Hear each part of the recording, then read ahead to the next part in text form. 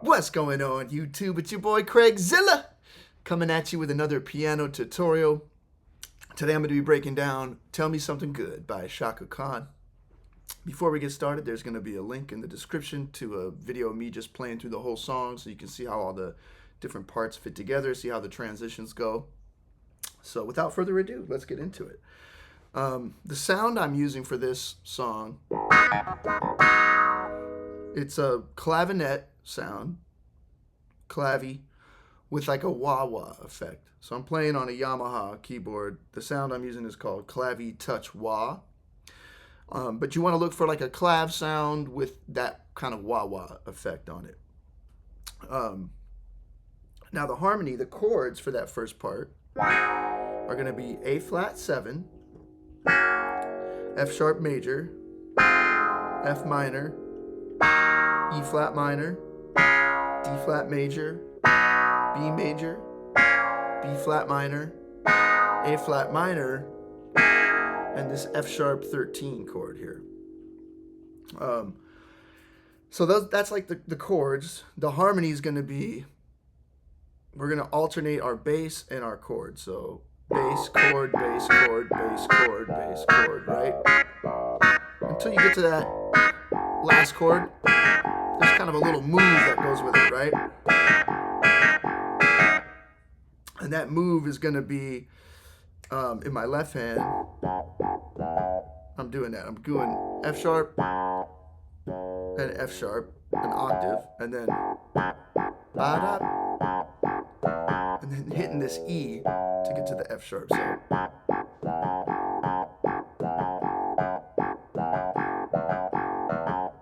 right, and in my right hand,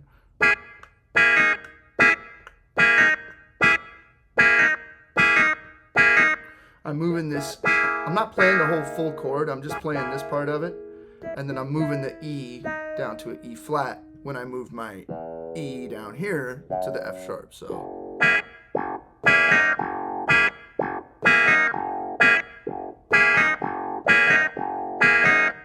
Right? So that's that first part.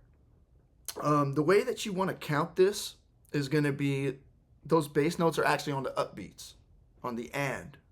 So, and the chords are going to be on the downbeat. So let me I'll try and demonstrate the rhythm of it. I'll try and count along and just play each hand separately so you can kind of see what I mean. So 1, 2, 3, 4, 1, 2, 3, 4, 1, 2, 3, 4, 1, 2, 3, 4, 1, 2, 3, 4. Right? It's a little counterintuitive because usually when we hear that kind of almost like a reggae feel, the chords are on the upbeat and the bass is kind of on the downbeat, right? But this is the opposite. It's a little confusing because the song actually starts with that bass note. So if you're counting in 1, 2, 3, 4, and 1, and 2, and 3, and 4, and 1, and 2, and 3, and 4, right? It's on the upbeat. So that's the tricky thing about this song, kind of.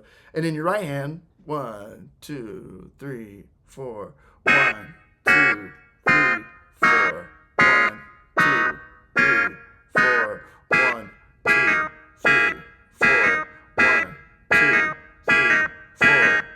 Okay.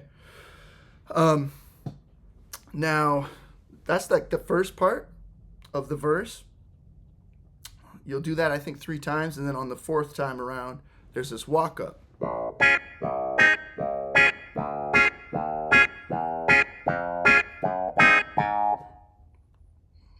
Right, and that leads you into the chorus. So that walk up, in my left hand, I'm going B flat, C, and then it's all chromatic all the way up. So B flat, C, D flat, D, E flat, E, F, G flat, A, G flat, G, A flat. Right at the end, those last 3 are kind of bum, bum, bum, right? They're right together. So.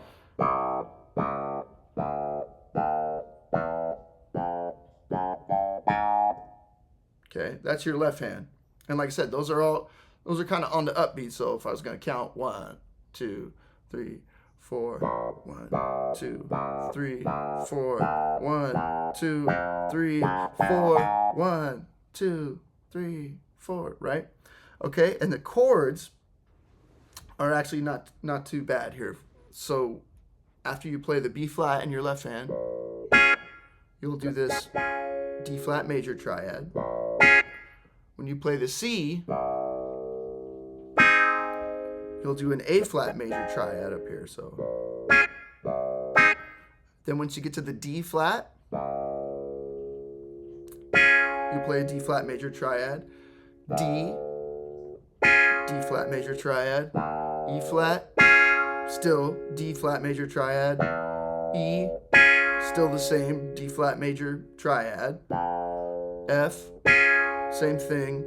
And then during this last few notes, you could play an A flat major triad over the G.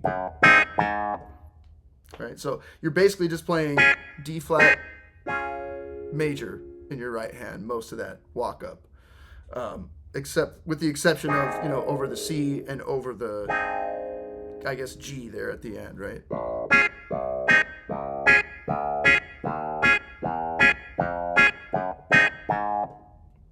Okay, now you could play maybe like a diminished chord over the D if you wanted. That's fine. But what I'm hearing on the record, it sounds like it's D flat major for most of that. And it works because you're never really playing the bass note and the chord at the same time. So still nothing really clashes or sounds weird. But yeah, so anyways, that's the walk up to get into the chorus, right? So after that walk up, the reason you want to count those bass notes on the ands, on the upbeats, and the chords on the downbeats is for this part specifically after the walk up, getting into the chorus, you want to make sure you have the right count so that when you come in with the chorus, you're coming in at the right time. Okay, so after that walk up, 1, 2, 3, 4, 1, 2, 3, 4, 1, 2, 3, 4, 1, 2, 3, 4, 1, 2, 3, 4. Something good, right?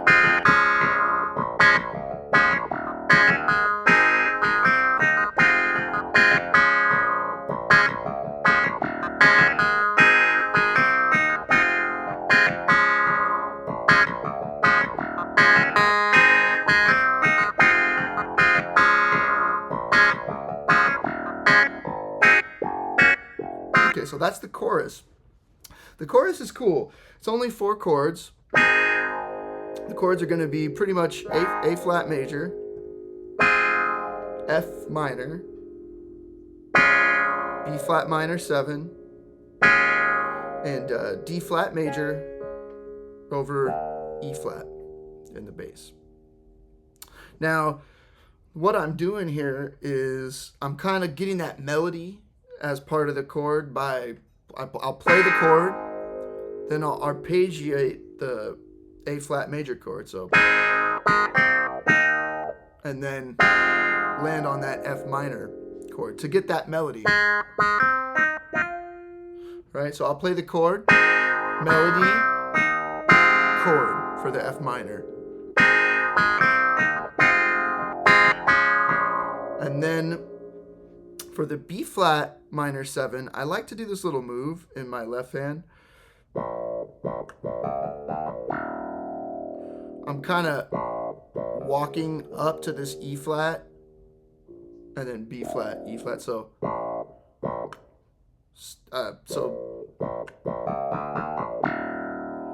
I'm hitting the B flat a couple times,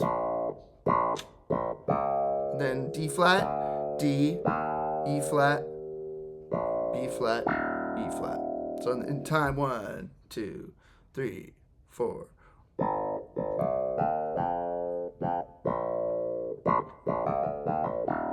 Right?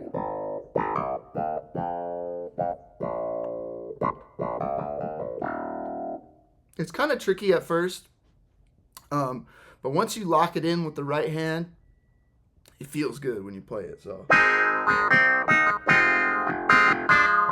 oops.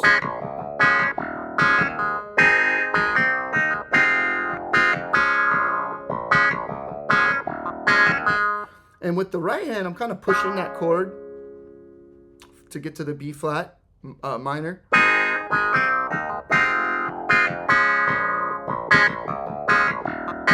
And I'm pushing it, and then I'm hitting it on the downbeats. So, right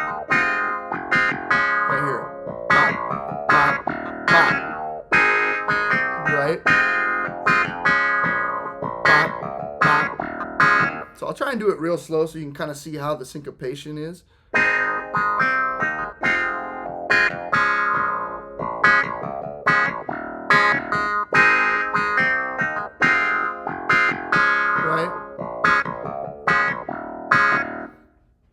The reason I'm hitting those down beats towards the end is because it kind of makes it easier for me to keep playing those chords on the down beats when we transition from the chorus back into the verse, which is another tricky part. So the tricky parts of this song are going to be transitioning from the verse into the chorus, because you have to make sure you have that count right during the drum break, and going from the chorus back into the verse.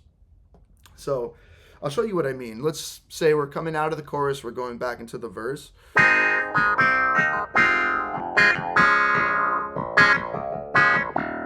Chorus still. Let's go to the verse.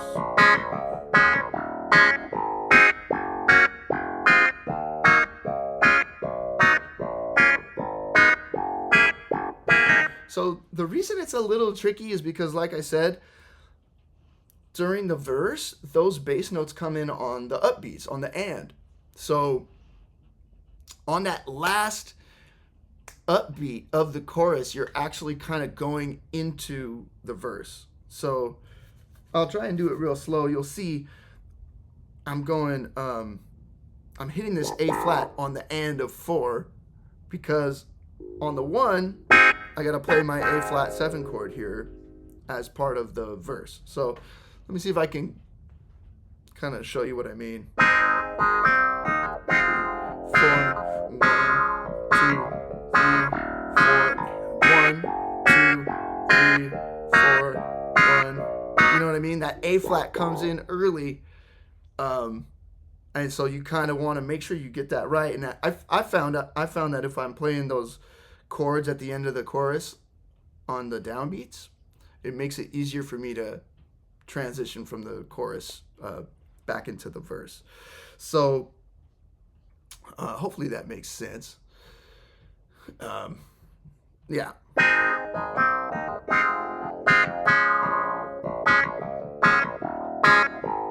And those downbeats on the chords for the chorus, I think that's how it is on the record too. That there's the guitar or the keys or whatever are doing chords on the downbeats there anyways. But for me, it also helps me keep track of time and where the downbeat actually is, because it's easy to get mixed up when you go from the chorus into the verse or the verse into the chorus. It's kind of like, whoa, where's the one? Where's the downbeat, right? So that just a little tip there.